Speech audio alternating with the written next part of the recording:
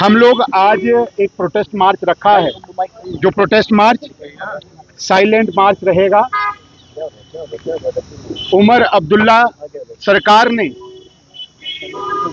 वादे बहुत बड़े बड़े किए थे और जब नायब तहसीलदार की भर्ती के लिए नोटिफाई किया गया 9 जून को, उसके अंदर उनके वादों का भांडाफोड़ हो चुका है। उनकी मंशा जग जाहिर हो चुकी है कि वो एक पूरे खित्ते के खिलाफ हैं,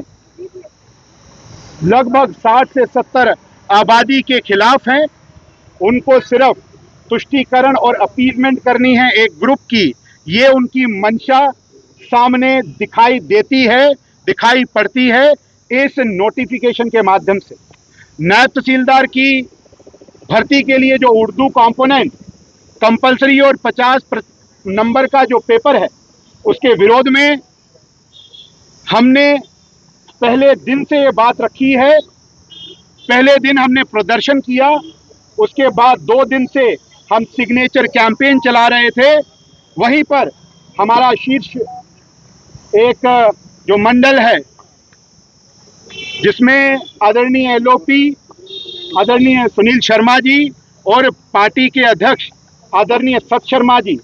उन्होंने एक ज्ञापन माननीय उपराज्यपाल महोदय को भी दिया है। और अब हमें अगर कोई आशा और अपेक्षा है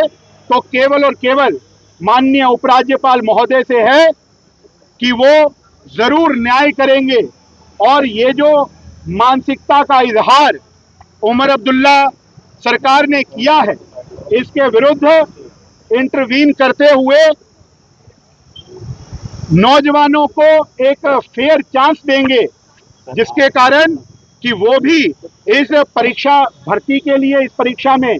आए और इस परीक्षा को पास करके नायब तहसीलदार लगे। हमारा आर्गुमेंट पहले दिन से बड़ा स्पष्ट है कि जम्मू कश्मीर के अंदर जब स्टेट थी 2019 से पहले, रीऑर्गेनाइजेशन एक्ट लागू होने से पहले केवल अंग्रेजी और उर्दू ही ऑफिशियल लैंग्वेज थी, परंतु 2020 में J&K state official language act पारित होने से हमारे यहाँ पे अब 5 भाषाएं ऑफिशियल लैंग्वेज हैं, जिसमें कश्मीरी, उर्दू, डोगरी, हिंदी और अंग्रेजी का स्थान है। अगर आपको ऑप्शनल रखना है तो इन 5 में से एक को जो बच्चा जानता है, पढ़ सकता है, लिख सकता है, उसके लिए ऑप्शनल रखिए, परंतु केवल उर्दू के लिए एडमेंट होना ये एक मानसिकता को दर्शाता है, जिसको हम कभी भी ना स्वीकार करेंगे और अंतिम क्षण तक लड़ाई लड़ेंगे। और इस प्रोटेस्ट को, इस डिमॉन्स्ट्रेशन को हम इसी प्रकार